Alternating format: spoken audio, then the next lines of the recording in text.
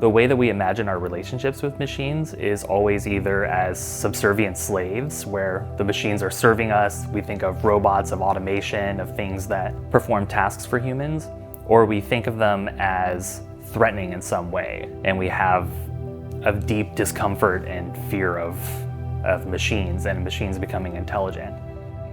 What we were trying to approach was making a way that these machines could coexist with humans that didn't fit into either of those two kind of areas. The aerobes are fully autonomous in their behavior, meaning that the artificial life simulation makes all the decisions once the aerobes are up in the air.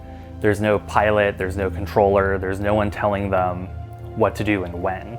We dug a lot into cognitive psychology here, and we looked at the research that underpins a lot of artificial life simulation, which is really based on psychology as we understand it, not just human psychology, but also animal behaviors and sort of modeling the motivations amongst animals and other biological creatures. With an artificial life program, we start from motivations of the beings that we're creating. So we think about, what do these machines want? What do they feel? What would drive their behavior? And from that, we build from the bottom up a whole virtual mind for them. There are two species. There are two kinds of machines that you'll see in the air. Together, we call them aerobes. Individually, the ones with 5 tentacles that are hanging off of them, those are called xenojellies, and they're named that because they're motivated by a sense of xenophilia. They're really interested in investigating and learning about creatures that are very different from themselves.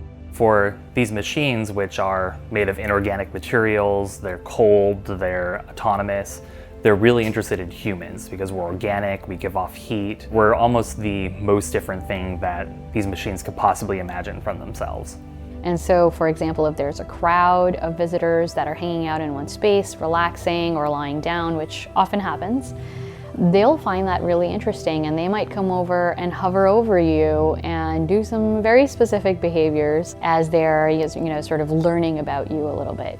And they may want to share that information with each other.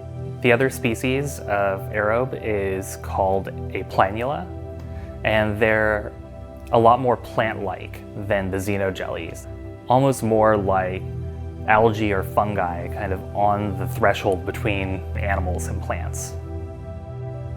Annika wanted to work with someone that wasn't just technically capable, but she wanted to work with someone that could understand her creative vision and could really help bring the feeling of these machines being alive to the visitors at the Turbine Hall. There were quite a few parties involved in this project. We actually worked across several countries and continents, 4 different time zones, I believe, maybe 5. We actually expanded the idea and the concept of team instead of really just working in our silos, us doing the software development and kind of building the artificial life program. We have both a deep technical background where we have the technical skills to complete a project like this, but we also have the creative skills and the collaborative skills to work with a multidisciplinary group of artists, of curators, of designers, all the different kinds of people that are working on this project, and use the technology as a piece that brings it all together to make the project whole. People don't really see them as machines or as robots. They see them as man-made living creatures. And at the same time, I'd say a lot of people were really interested in the technology and in the psychological and cognitive underpinnings, which is just so amazing and kind of uncanny and such a wild thing that lands and connects emotionally with people.